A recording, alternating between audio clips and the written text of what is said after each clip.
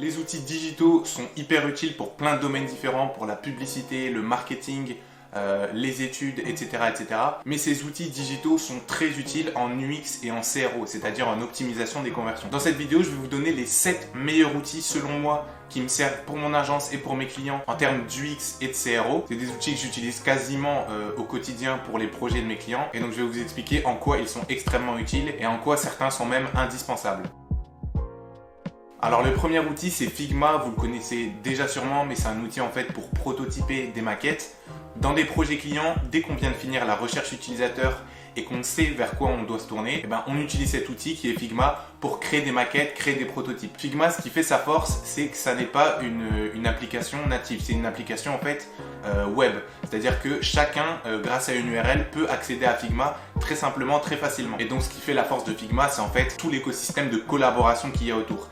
C'est-à-dire qu'on peut laisser des commentaires, les clients peuvent laisser des commentaires assez facilement, pas besoin de connaître l'outil, pas besoin de connaître toutes les fonctionnalités ou de savoir coder. On peut lancer des audios, on peut partager les URL facilement, on peut laisser des feedbacks, on peut travailler à plusieurs designers sur une même maquette en même temps. Et donc ça forcément en termes de collaboration et de design, en termes de prototypage, il n'y a pas mieux que Figma. Dernière chose aussi avec Figma, c'est que ça nous permet en fait de développer des maquettes et donc de faire des tests utilisateurs sans avoir besoin de coder l'application ou le site web pour faire le test utilisateur. Et ça forcément, c'est un gain de temps et même d'argent. Le deuxième outil, sans surprise, c'est Notion ou Notion. C'est pas vraiment un outil centré sur l'UX ou le CRO, c'est un outil vraiment qui sert à un tas d'autres choses, notamment pour la prise de notes en général. Mais pour mon agence et moi, Notion c'est devenu un indispensable dans nos projets clients. Pourquoi? Parce que Notion permet en fait de récolter un tas de données, d'organiser ses projets clients, de créer des bases de données différentes, d'assigner des tâches, d'organiser les deadlines et même de partager des rapports aux clients. Et donc vous vous doutez bien que dans un process de recherche utilisateur, Notion nous permet en fait de recenser un tas de données, recenser des avis clients, recenser des retours de tests utilisateurs, recenser des données de Google Analytics et recenser tout ça dans un rapport. Et en termes de gestion de projet, partage de clients avec l'équipe, etc., forcément Notion c'est hyper top. D'ailleurs, si vous voulez voir en détail comment j'utilise Notion pour gérer les projets des clients et même mon agence, je vous envoie vers ma vidéo qui traite de ce sujet. Le troisième outil c'est Hotjar. C'est l'un des outils qu'on utilise le plus pour la recherche utilisateur. Hotjar, ça nous permet, sans avoir besoin de coder, d'enregistrer les sessions des utilisateurs, de créer des heatmaps et de créer des pop-up pour lancer des sondages sur les sites web. Et donc forcément, c'est l'outil numéro 1 qui nous permet d'identifier les frictions des sites web, les problèmes, les comportements récurrents des utilisateurs, leur feedback, etc., etc. Et on l'utilise pour quasiment tous nos projets, on l'utilise pour notre site et ça nous permet d'avoir rapidement des solutions pour optimiser les conversions. Le quatrième outil, c'est un outil un peu plus précis, c'est Google PageSpeed Insight. Donc cet outil de Google nous permet tout simplement de mesurer la vitesse de chargement d'une page web. Dans un process de recherche utilisateur, pour optimiser les conversions, on doit analyser le site web, son accessibilité, mais surtout sa vitesse de chargement. Et donc du coup, à chacun de nos projets de recherche utilisateur, on passe par Google PageSpeed Insight et cet outil nous permet donc de mesurer la vitesse de chargement de chaque page. L'outil nous donne en fait une note sur 100. Mais l'outil ne s'arrête pas là. Google nous donne les problèmes majeurs qui ont un impact sur la vitesse de chargement. Il va nous dire s'il y a des images un peu trop lourdes, il va nous dire si le code est bien organisé, il va nous dire s'il y a des problèmes de responsive, il va nous dire s'il y a des problèmes d'accessibilité. Bref, c'est un outil qui vous dit à peu près comment optimiser la vitesse de chargement de son site. Cinquième outil, pour le coup, là c'est vraiment un indispensable, c'est Google Analytics. Google Analytics, c'est tout simplement l'outil qui va vous permettre de mesurer le taux de conversion de votre site. Ça va vous permettre de configurer des objectifs, segmenter votre trafic, analyser les différents taux de rebond, etc., etc.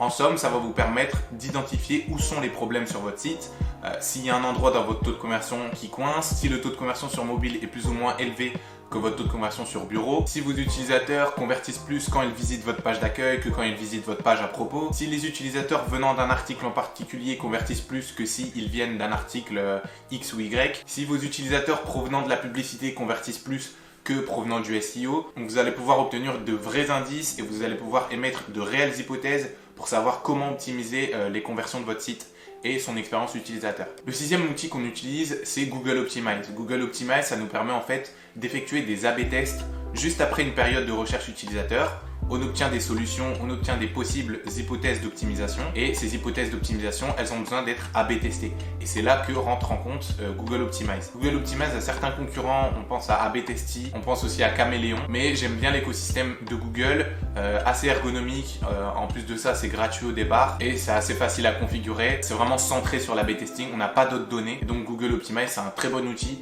pour gérer exclusivement en fait l'A/B testing. Septième outil, un outil un petit peu bonus, c'est Winter. J'ai pas parlé de tests utilisateurs dans cette sélection d'outils, tout simplement parce que les tests utilisateurs, je les fais un peu à la main. En fait, pour les tests utilisateurs, j'utilise Gmail ou LinkedIn ou les appels pour rentrer en contact avec les clients de mes clients et effectuer des tests utilisateurs, soit avec eux ou soit avec des utilisateurs que j'aurais recrutés manuellement. Mais il y a un outil américain un peu récent qui permet de faire des tests utilisateurs un peu de façon automatique et je vous le présente en fait parce que depuis peu ils ont intégré leur outil pour les pages de vente francophones en fait. Donc l'outil est assez simple, vous livrez votre page de vente, vous livrez votre site web et l'outil va recruter des utilisateurs venant de votre persona, venant de votre cible visée et va les envoyer sur votre page de vente et vont laisser des commentaires que vous pourrez avoir accès grâce à une plateforme, grâce à votre compte utilisateur, etc.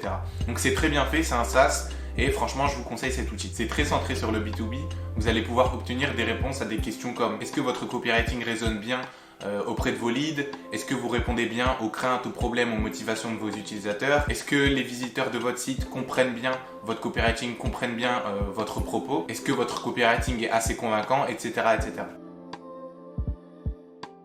Pour conclure, petit avertissement, ne tombez pas dans le piège du surplus d'outils. Ce n'est pas l'outil qui va faire le travail à votre place, ce n'est pas l'outil qui représente votre expertise. Les outils sont juste là pour vous accompagner. Donc ne vous focalisez pas dessus. La plupart de mes projets de recherche utilisateur, 50%, ça se fait sans outils. C'est-à-dire les interviews clients, c'est sans réellement d'outils, juste avec Zoom ou Google Meet. Les sondages, ça se fait avec Gmail. Les tests utilisateurs, pareil, ça peut se faire manuellement, etc., etc. Donc voilà, si vous avez d'autres outils que vous utilisez vous, mettez-les en commentaire, ça permettra de compléter la liste.